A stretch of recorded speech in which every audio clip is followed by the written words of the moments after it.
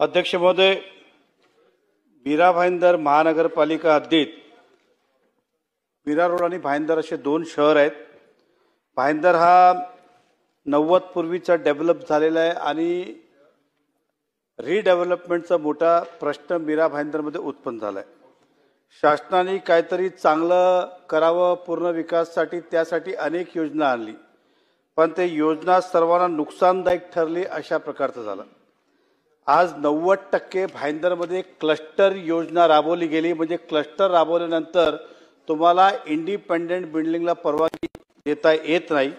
आपण उत्तरात म्हटलंय की 10,000 चौरस मीटर आणि कंजेस्टेड एरिया असेल तर 4,000 चौरस मीटर हे आवश्यक आहे, परंतु 10,000 मीटरमध्ये साधारण 20 बिल्डिंग येतात आणि 20 बिल्डिंग एकत्र होऊ शकत नाही। आज जवळजवळ ज्या दिवसापासून क्लस्टर लागला 2.5 वर्ष झाले। 2.5 वर्षामध्ये महापालिकेने धोकादायक अनेक इमारती तोडली, काही लोकांनी स्वतःहून खाली केली, परंतु एकाला रिडेव्हलपमेंट परवानगी देता आली नाही, कारण की क्लस्टर आहे।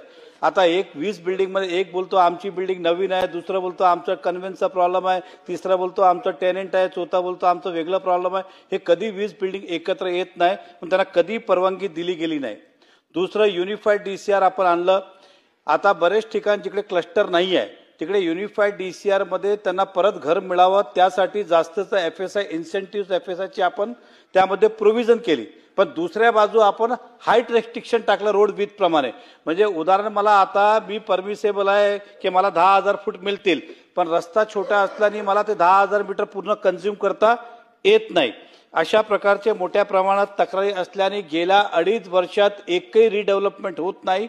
तर त्यासाठी मंत्री महोदयांना माझे स्पेसिफिक प्रश्न असा आहे, ही क्लस्टर योजना आतापर्यंत सक्सेस झाली नाही असं महापालिकांनी सुद्धा शासनाला अनेक वेळा पत्र दिलंय, तर आपण त्या क्लस्टर योजनामध्ये इंडिपेंडेंट स्वतंत्र बिल्डिंगला परवानगी देणार का आणि क्लस्टर ऑप्शनल करणार का, हा पहिला प्रश्न। दुसरं, आतापर्यंत आपण क्लस्टरमध्ये इंडिपेंडेंट परवानगी दिली आहे का कोणाला तरी, आणि दिली असेल तर बाकीला का आपण टाळतात, आणि समजा कायद्यात नसेल, कारण की आपण उत्तरात म्हटलं की क्लस्टरमध्ये इंडिपेंडेंट देता येणार नाही, पण आमच्या माहितीप्रमाणे 1-2 लोकांना आता दबावाखाली की का दिली माहीत नाही, तर त्याच्यावर आपण काय कारवाई करणार। तिसरं, रस्त्याची जी अटीची शर्त आहे रिडेव्हलपमेंटला की एखादा एफएसआय परमिसेबल आहे, पण रस्त्याच्या अटीच्या कारणाने ते एफएसआय कंझ्युम करता येत नाही युनिफाईड, तर ती अट आपण शिथिल करणार का।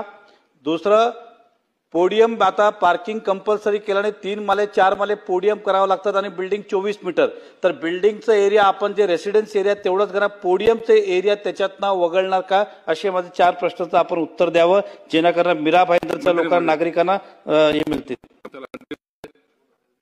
अध्यक्ष महोदय, क्लस्टरची जी योजना आणली अध्यक्ष महोदय, तीच याच्यासाठी आणली जेव्हा UDCPR मंजूर झाला त्यावेळेस लागू झाला, त्यावेळेस क्लस्टर अशासाठी केले गेले की छोट्या रस्त्यांवरची डेव्हलपमेंट होत नाही, एफएसआय मिळत नाही, त्याचप्रमाणे नागरिकांना बाकीच्या सोयीसुविधा देण्यासाठी क्लस्टरचा उपयोग होतो। या उद्देशाने खरं तर क्लस्टरची योजना आणली अध्यक्ष महोदय।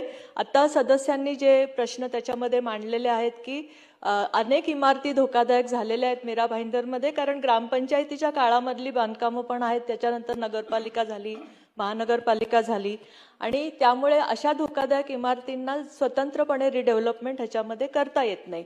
त्यामुळे अध्यक्ष महोदय, सदस्यांनी विचारलेल्या दोन्ही गोष्टी, म्हणजे जर शासनाच्या साईडनी पण क्लस्टर हे उपयुक्तच आहे, उपयुक्तच होतं, पण आणि आता आपण जसं मीरा भाईंदरमध्ये 24 क्लस्टर हे केले आणि त्याच्यातली 7ची कारवाई आपली चालू पण आहे आता, पण तरी सुद्धा सदस्यांनी ज्या अडचणी मांडलेल्या आहेत त्याच्यामध्ये त्या सर्व एफएसआय असेल किंवा ज्या रस्त्यावर एफएसआय मंजूर करणं असेल किंवा एखाद्या इमारतीला परवानगी देणं असेल, ह्या पॉलिसी डिसिजन ह्या त्या महानगरपालिकेप्रमाणे करायला पाहिजे, आणि हा पॉलिसी डिसिजनचा प्रश्न असल्यामुळे अध्यक्ष महोदय याची एक मीटिंग माननीय नगरविकास मंत्री उपमुख्यमंत्री एकनाथ शिंदेंच्या दालनामध्ये घेतली जाईल। चला पुढे जाऊ, नाही झालं ना त्यांनी मीटिंग,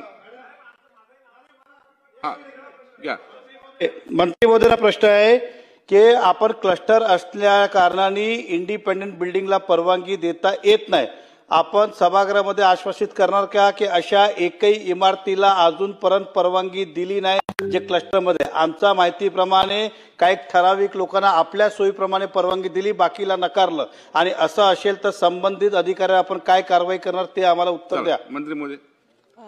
अध्यक्ष महोदय, सदस्यांनी सभासदांनी मांडलेलं मागणं खरं समजून याची आज निश्चित माहिती घेतली जाईल आणि असं असेल तर कारवाई केली. चला, सांगितलं आता त्यांनी मीटिंग घेतो म्हणून सांगितलं.